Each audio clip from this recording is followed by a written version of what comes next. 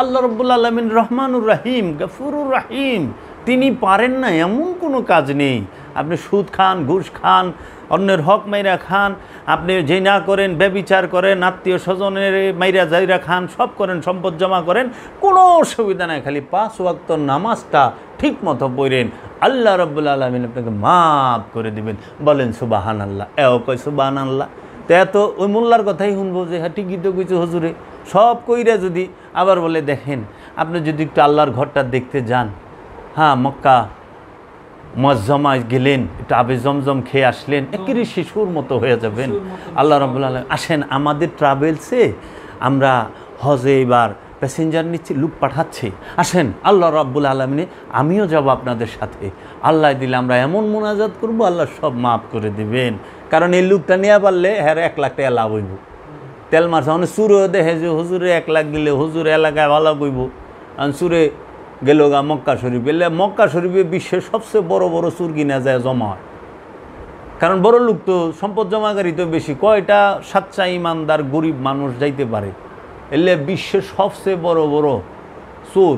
এর লেগা আল্লাহর এক অলি কইছে তার কালামে যে কি তুম হায়া ওর তাকে যে কি বাত করতে হো, তুম শরম আর পবিত্রতার কথা কও, তুমি পর্দার পবিত্রতার কথা কই বেড়াইছ। হামনে দেখে হ্যাঁ, আমি দেখেছি এহরামোं में छुपे हुए हैं হাজারো ইবলিশ।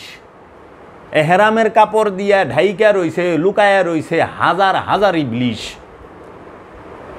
আমি মক্কায় দেখছি যায়া এহরামের কাপড় দেয়া হাজার হাজার ইবলিশ ঢাইকা রইছে। এমন কোনো পৃথিবীর সমস্ত রাষ্ট্রের বড় বড় আত্মসাৎকারীরা, বড় বড় অন্যের হক নষ্টকারীরা তারা যায় না? তো বিধবা ভাতা মারে না, প্রতিবন্ধী ভাতা মারে না, তা বয়স্ক ভাতা মারে না, মানুষের রিলিফের চাইল মারে না, ডেউটিন মারে নাই, রাস্তার পিসের টাকা খায় হালায় নাই, বালির টাকা বালি খোর, পিস খোর, ওইটা খোর, সবই তো ব্রিজের খোটার টাকা খোর, রড খোর, রডের জায়গায় বাঁশ বেরিয়ে দেয়নি, সবই তো গেছে। কাফনের টাকাও কি কইবেন? তাহলে এই চোরেরা আল্লাহর ওলিরে কয় খারাপ, আর এই সুরে গো মোল্লায় কয় বালা। এখন দেখেন আপনি বন্ড পিসাব অনেক আছে, সম্পদ জমা করে হাজার হাজার, পীরগিরি তার একটা ব্যবসা, কিন্তু এই ব্যবসাটা তো চালিয়েছে ইদানিং।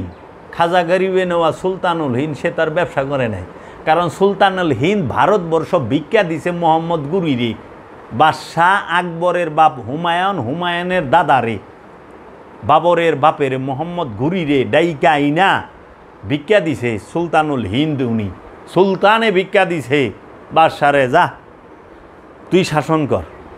বাবা শাহজালাল গৌর গোবিন্দরে ভিক্ষা দিছে এই সিলেট সাম্রাজ্য, দেয় নাই? দিছে তো। বাবা খান জাহান আলী দেয় নাই? দিছে তো। বাবা গদা হাসান, যেখানে আমি সাধনা করে আইছি, উনি হলেও এই ইয়ের এক জমিদার। বাবা এই সুলতান আহমদ ভলকি, সে বাদশাহী ছেড়ে দিছে। বাবা দারবন্দি, সে বাবা হজরত দারবন্দি তার কাছে গেছিল হালাকুখা মুড়ি দিবার, তো কেরামত দেখাইছিল। হালাকুখা যখন বাগদাদ আক্রমণ করে, বাগদাদের যে লাইব্রেরি, সেই লাইব্রেরির ছিল, কেয়ারটেকার ছিল, তার নাম হইল শেখ করম আলী। করম আলীরে 2 টুকরা কইরা বাগদাদের লাইব্রেরির দরজায় ঝোলায় রাখছিল, সদর দরজায়। এবং এই আব্বাসেও জমের মতো শিক্ষা দিছে, জমের মতো শিক্ষা দিয়ে বাগদাদ আক্রমণ করে সব জ্বালায় পুরা, তো হাজার হাজার আলেম মারছে, অনেক মানুষ হত্যা করে। যখন বাগদাদ দখল করে তার সাইন্সের ওখানে বহাই দিয়া উনি ফেরত আসতেছিল, তখন রাস্তায় দেখে যে একদল লোক, রাতের বেলায় একদল লোক তারা বইয়া এই সামা কওয়ালির মধ্যে, তারা ধ্যানে ফিকিরে সালাতের মধ্যেই রয়েছে। তখন এই হালাকুখারি হইল যে ওহনে কে যায় দেখো তো কারা এরা, এরা কি কোনো সৈন্যদল? এই কাফেলাটা কিসের? কোনো রাজার বাহিনী বহিনী না তো। তো ওনার লোক যায় দেখে যে ওখানে কিছু লোক, তাদের চুল বড়, তারা যাযাবর সন্ন্যাসী, তাহারা তাদের মুর্শিদের সাথে বৈশা রাত্রি যাপন করতেছে, ধ্যান খেলে ফিকিরের মধ্যেই আছে। আইসা বলছে, হুজুর ওইখানে তো হালাকু খারে কইতেছে, ওইখানে তো একদল গুরু প্রেমিক তাদের গুরুকে নিয়ে বৈশা রয়েছে, একজন পীর বইয়া রয়েছে। কয় পীর? ওনার একটা কৌতূহল যাচ্ছে, এটা আবার কেরা যা দেখাই। তো সে গেছে,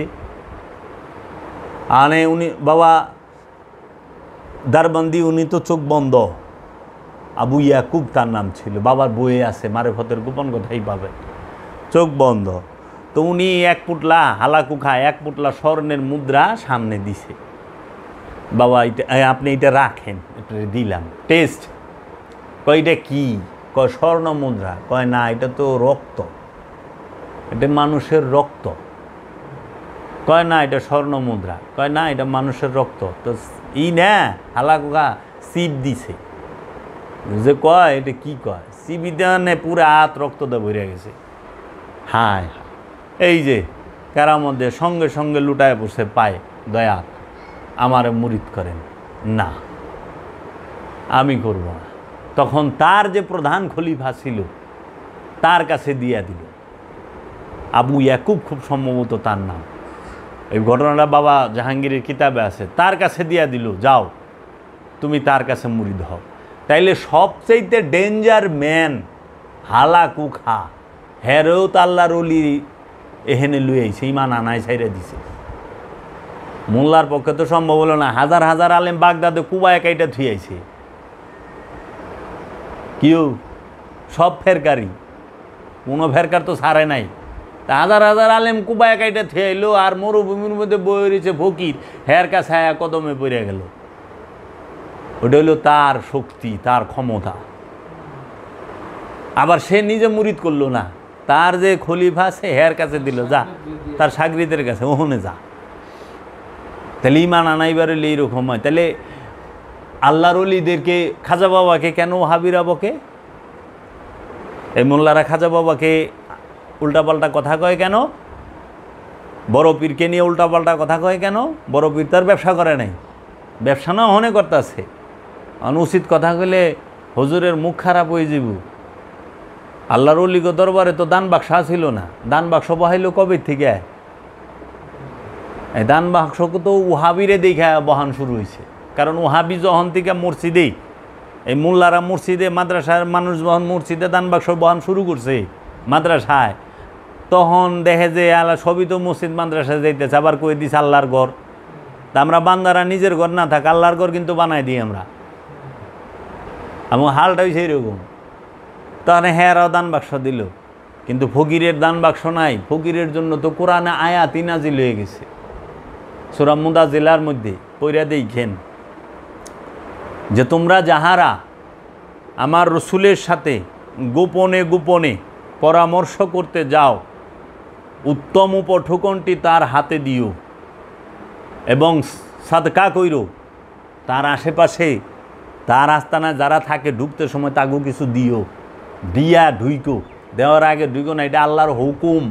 ইয়াইয়ুহাল্লাযিনা আমানু, আমানুরে হুকুম দিছে, কাফেরের না, জালিমের না, আমানুরে। এটা আল্লাহর হুকুম, নজরানা দেওয়া। আল্লাহর ওলিরে দিবে নজরানা, হাদিয়া না, নজরানা।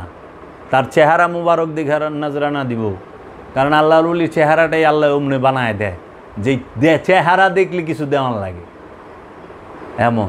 আল্লাহর ওলিরা নিব নজরানা, দান বাক্স। আল্লাহর ওলি, এই বাদশার দরবারে দান বাক্স থাকে রে, ওই ফকুন্নির বাচ্চা। তুই না বলে বিশ্ব ওলি, তুই না বলে গাউসুল আজম। গাউসুল আজম দান বাক্স লয়ে বই রয়েছে কেমনি? তুই বাদশার বাদশা কামলেওয়ালা, তোর বাইর দান বাক্স কে? বাদশার বাদশার বাইর থাকবো ডেক্সি, ডেক্সিতে ভালা। বাদশার বাদশা তার নজরানা দিব তার হাতে, আর আল্লাহর ওলির হাতে নজরানা দেওয়া লাগে।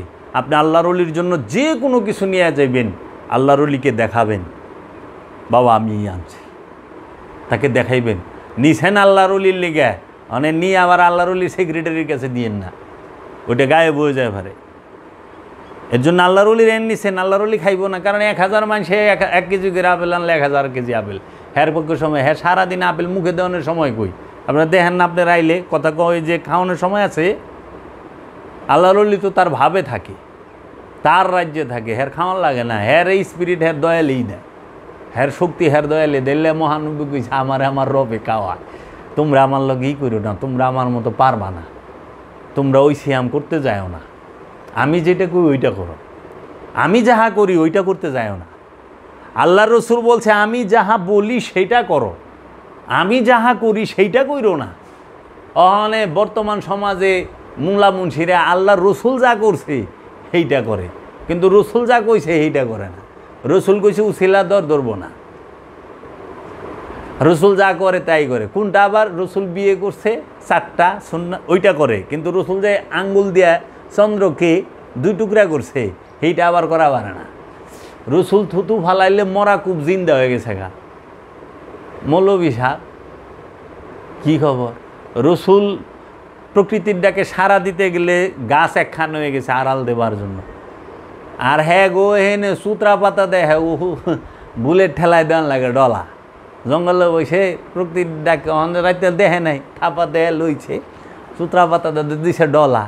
আল্লাহ রে আল্লাহ, পবিত্র এবার যায় এত চুলকে গাও বানা হেলাইছে। কারণ এখন সেন কারেন্ট আছে, 200-100 বছর আগে তো কারেন্ট ছিল না, আমরা জন্মাইছি ওই সময় কারেন্ট ছিল না আমাকে এলাকা।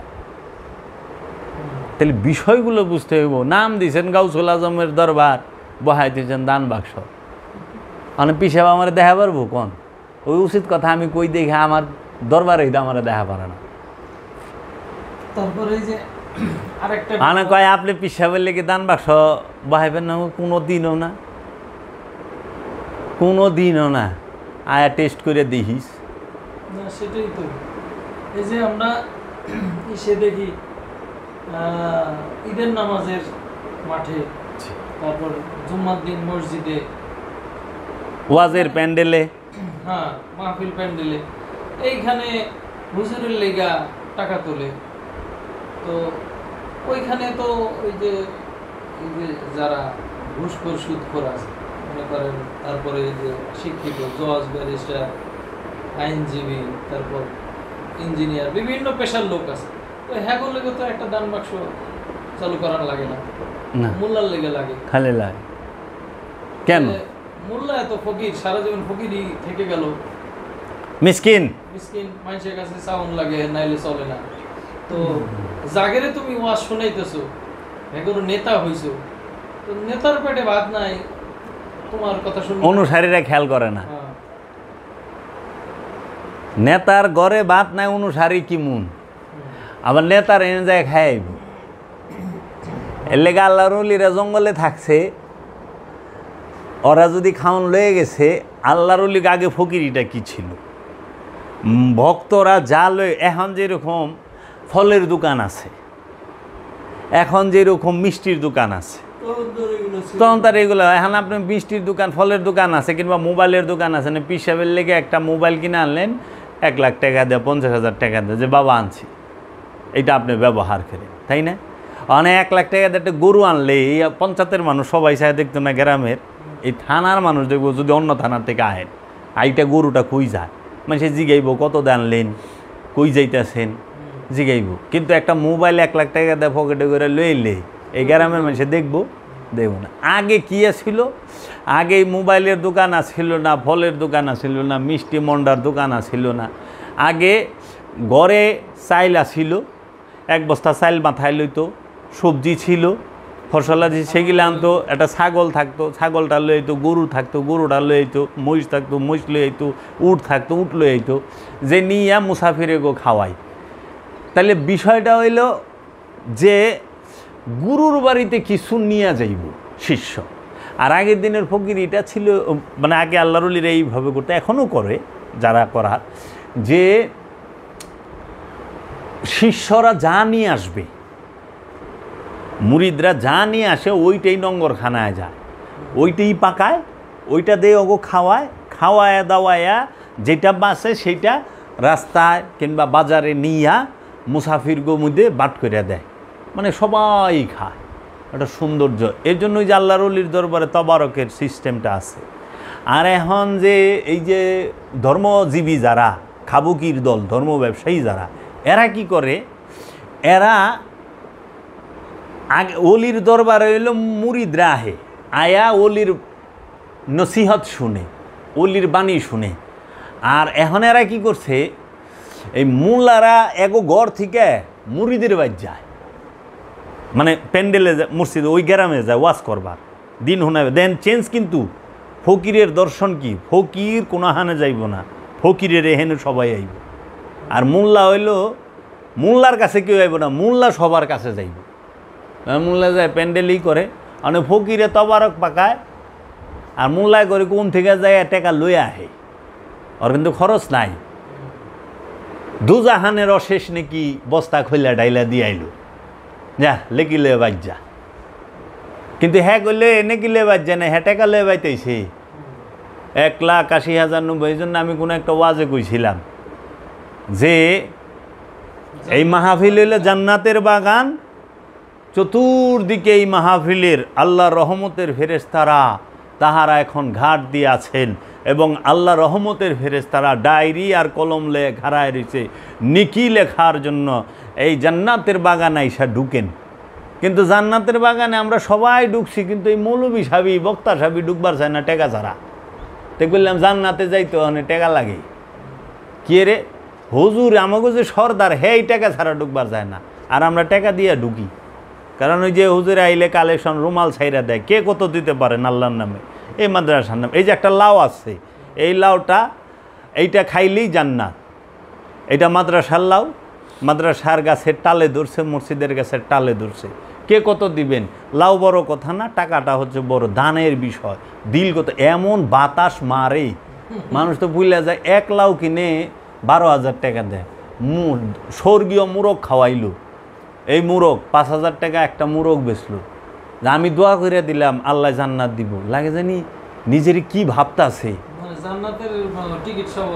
মুরগ দেই জান্নাত, অথচ আল্লাহ এই সারা কোরআন হাদিসে, এইটা কোরআন বিরোধী কথা, এইটাই শিরক। আল্লাহ কোরআনে কইছে একমাত্র পবিত্র নফস জান্নাতে যাইব, মুরগ কিনে তো জান্নাতে যাওয়া যায় না, মসজিদে টাকা দিয়ে জান্নাতে যাওয়া যাইব, কোরআন হাদিসে কই পাইলি? তো কাই না হাদিসে জান্নাতের শর্ত দুইটা, জি, একটা হলো বিশ্বাস, একটা হলো সৎকর্ম। জি, একটা হইল আমানু এবং আমলে সালেহা যারা করে তারা যাইব জান্নাতে, আর যাহারা মুত্তাকি, জান্নাতে যাবে একমাত্র মুত্তাকি, কোরআন বলতেছে। এবং মুত্তাকি সেই, মুত্তাকি শব্দের অর্থ কি? ওরা কয় আল্লাহকে যে ভয় করে, এটা হলো বাটপারি ও অগো, এটা কুটুকৌশল। মুত্তাকি শব্দের অর্থ যে ভেতর এবং বাহিরকে পবিত্র করছে, যার জাহের এবং বাতেন দুইটাই পবিত্র, মানে খান্নাস মুক্ত, শয়তান মুক্ত, নফসের অধিকারী। এই জন্য কোরআন ডাক দিয়েছে ইয়া আইয়াতুহান নফসে মুতমাইন্না, হে মুতমাইন নফস, আসো জান্নাতে প্রবেশ করো, বান্দার মধ্যে প্রবেশ করো। তাইলে কোরআন কইতেছে পরিতৃপ্ত নফস জান্নাতে যাইবার। এই মোল্লায় কইতেছে এই মুরগটা কিনলে, মসজিদের মুরগ কে কিনবি বাবা, 5,000 টাকা দিয়ে কিনলে আমি দোয়া করে দেবো জান্নাতে যাবি। এটা কোরআন বিরোধী কথা নয়। এই ছাগলের দলে হুনে কয় সুবহানাল্লাহ, ওই যে টাকা দিছে। তাই আমি কইছি মসজিদে 1 টাকা দান করলে জগতে এমন কোন আলেম আছে কোরআন থেকে দেখাই পারবো কোনো সওয়াব আছে? কোনো সওয়াব নাই। মসজিদে দান করার মধ্যে কোনো সওয়াব নাই, আল্লাহর অ্যাকাউন্টে কোনো সওয়াব নাই। মাদ্রাসা দান করার মধ্যে কোনো সওয়াব নাই, কারণ রসুলের জমানায়, সাহাবীর জমানায় মাদ্রাসা ছিল না। মাদ্রাসার জন্ম হইল 1867 খ্রিস্টাব্দে। এই 1867 খ্রিস্টাব্দে দেওবন্দ নামক মাদ্রাসা ভারতবর্ষের দেওবন্দে প্রতিষ্ঠিত করে খলিল আহমদ আম্বুটি, মাওলানা কাশেম নানুতুবি, এই দুইজন। এবং ওহাবিবাদের সবচেয়ে ভারতবর্ষে যে এজেন্ট, যেটা থেকে ওহাবিবাদটা প্রচার হয়, সেটা হলো দেওবন্দ মাদ্রাসা। মাদ্রাসায় দান করার কথা কোরআনে কই আছে? কোরআন বলছে সূরা বাকারার 177 নম্বর আয়াতে 6টা স্থানে দান করবা, 6 স্থানে দান করার কথা, যে এইখানে দান করলে তোমাদের সওয়াব হবে, পুণ্য হবে। সেটা কি? ইয়েতিম মিসকিনকে, যারা ঋণগ্রস্ত তাদেরকে, অভাবগ্রস্তকে, এগুলো সব মানুষকে কেন্দ্র করে, মুসাফিরকে। লাইসা, জি, পূর্ব পশ্চিমের দিকে তাকানো, মুখ ফেরানোতে কোনো পণ্য নাই, ফায়দা নাই। ফায়দা কি? আল্লাহতে ঈমান আনলে, আল্লাহর কিতাবের প্রতি ঈমান আনলে, আল্লাহর রসুলের প্রতি ঈমান আনলে, তারপরে এই আমলে সালেহা করলে, এইরকমভাবে 5টা শর্ত দিছে। সত্য সাক্ষী দিলে, জি, তারপরে প্রতিশ্রুতি রক্ষা আর করলে, আল্লাহর মাল, আল্লাহর মহব্বতে মাল দান করবা 6 জায়গায়। সূরা বাকারার 177 নম্বর আয়াতে স্পষ্ট কইছে। অহনে বর্তমান সমাজে এইটারে বন্ধ করে দিয়া এই মানুষ অহনে টাকা দেয় না, ওই যে উঠাই দিছে মোল্লারা, এই মানুষ এরা তো নামাজ পড়ে না, এদেরকে টাকা দিচ্ছেন, এরা আইগা হুসে না, মুইতা পানি লয় না, দেখেন না, এরা নেশা পানি খাইব, এরাই মানে যত নেগেটিভ কথা আছে মানুষের বিরুদ্ধে বইলা এই ভিখারিগো টাকা দিলে সব নাই, লয়ে গেছে মাদ্রাসারা বাচ্চারা হিফজি পড়ে, এরা নামাজ পড়ে, এরা পাঞ্জাবি পিন্দা থাকে, এরা আল্লাহ বিল্লাহ করে।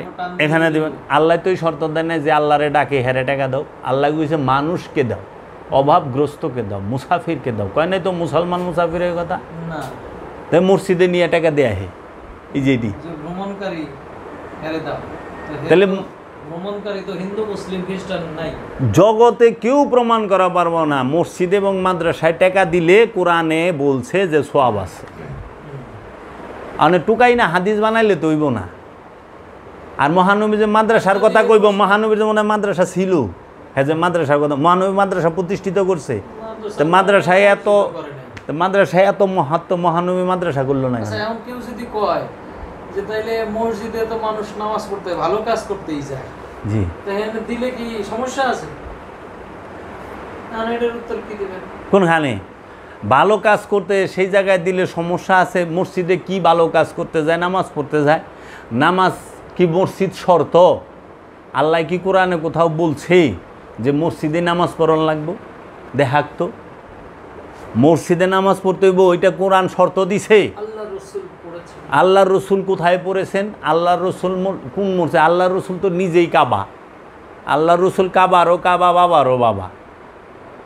অনে এরা নামাজের হাদিস পড়ুক যে আল্লাহর রসুল একদিন সাহাবায়ে কেরাম নামাজ পড়তেছিলেন, যদি এগো হাদিসই ধরি, হাদিসের লগে হাদিস দ্বিমুখী হয়ে যেত, সাংঘর্ষিক হয়ে যেত।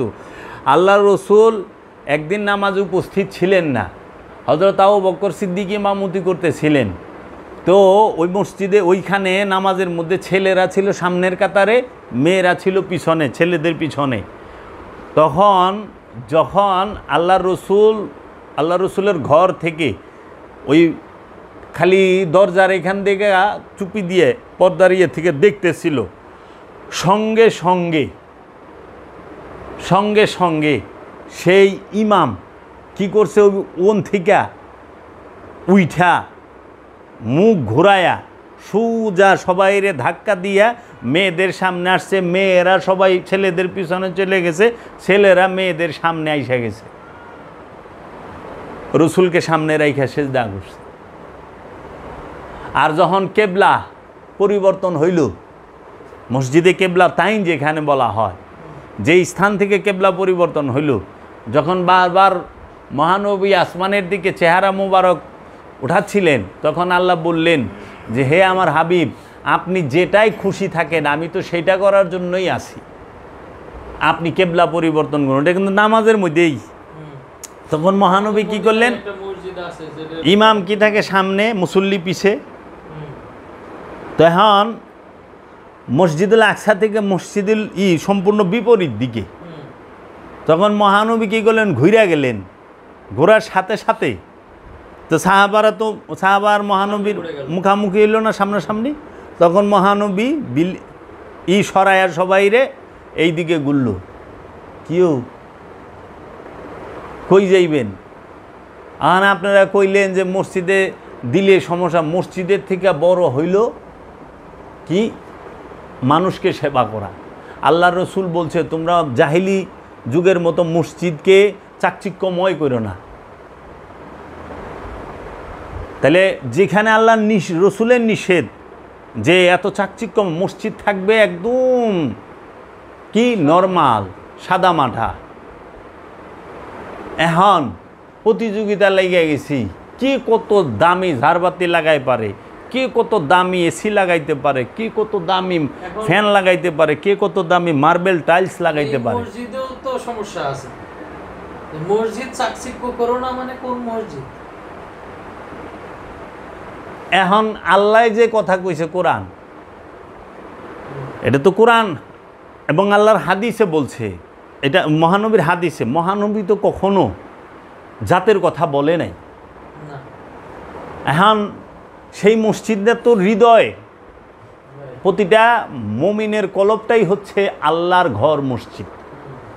প্রতিটা মুমিনের কলবই হচ্ছে আল্লাহর ঘর মসজিদ। সেই মুমিনের কলবে আল্লাহ নিজে থাকে। আর ওই কলবকে মেজাজি রূপে দেখাবার জন্য জাহিরি মসজিদ, ইট পাথরের মসজিদ, মানুষের তৈরি মসজিদে আল্লাহ থাকে না। আল্লাহর তৈরি মসজিদে আল্লাহ থাকে।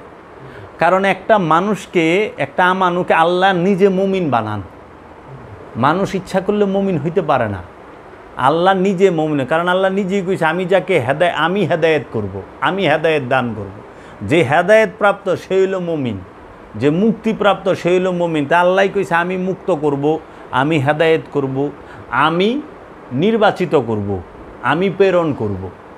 তাহলে এই মুমিন সে হইল মুক্তিপ্রাপ্ত, মুমিন সে হইল হেদায়েত প্রাপ্ত।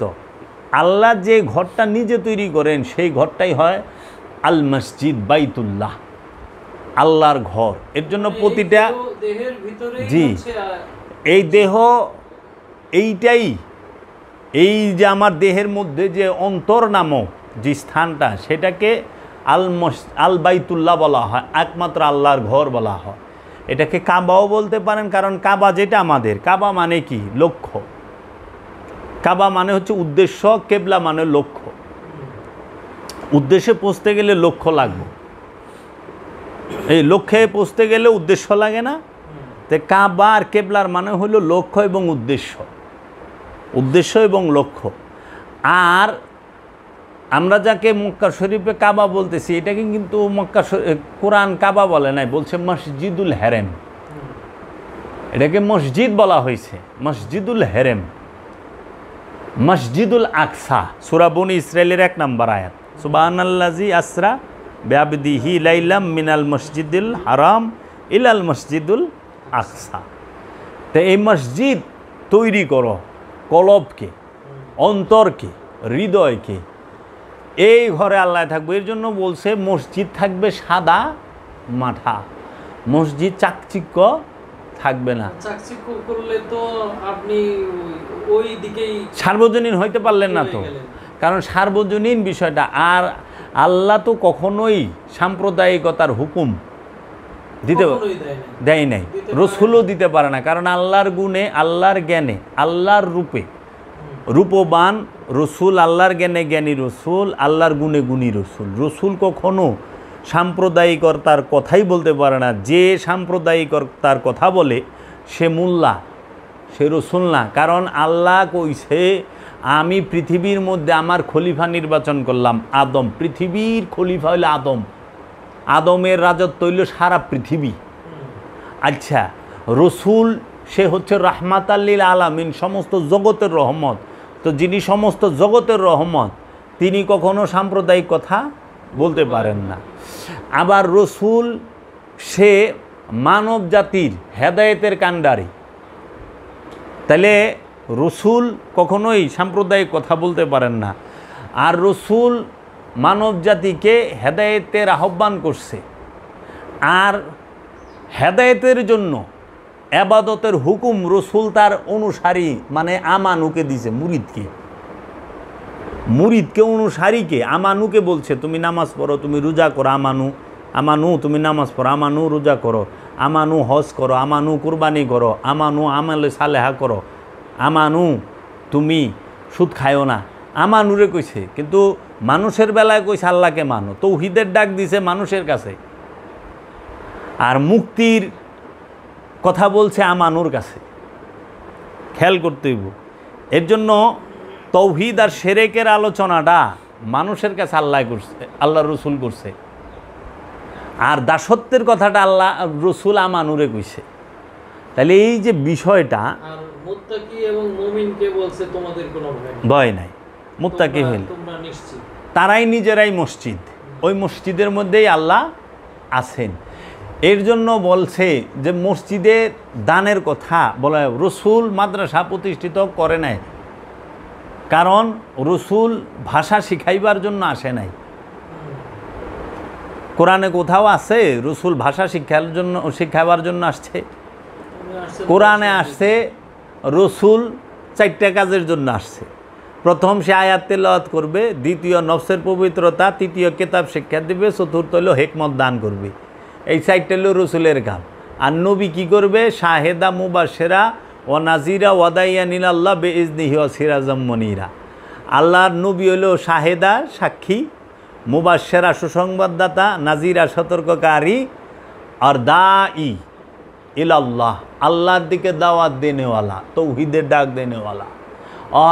এই যে সৌদি আরবের ভেজাল শায়েক এরা দেখবেন লেখে দায়ী শায়েক হজরত ফাজিল শেখ নাম লেখছে। আমি সেদিন দায়ী, সাধারণ মানুষ তো বুঝে না দায়ী মানে কি। আল্লাহর দিকে দাওয়াত দেন আল্লাহ, ওরে কেরা বাড়াইছে আল্লাহর দিকে দাওয়াত দেন আল্লাহ, ফাজিল শেখ। আমি দেখলাম যে দায়ী শেখ শায়েক মোহাম্মদ ফাজিল শেখ, শেখ ফাজিল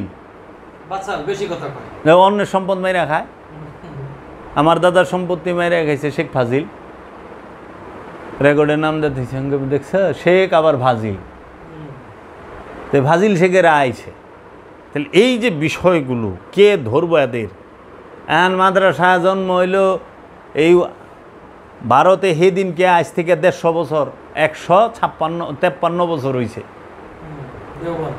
1867, 1867 থেকে ওইদিকে থাকে হইল 33 বছর, 1900 সাল, আর এদিকে হইল 123।